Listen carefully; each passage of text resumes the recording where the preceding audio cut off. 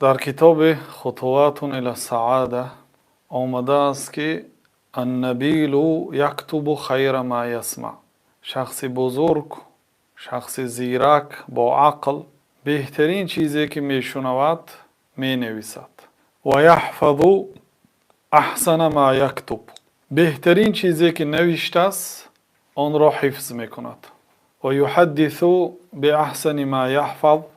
و سخن میکند از بهترین چیزهایی که حفظ کرده است.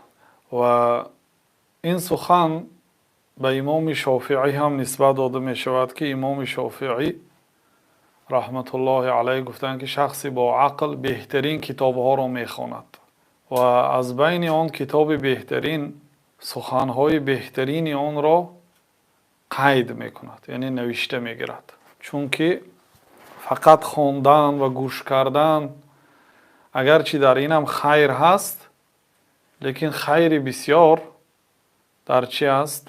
در نوشتن آن است. و این چنین وقتی که نوشتجاتش خیلی جمع شد، بعد از بین آنها بعضی آن را انتخاب کرده حفظ میکند.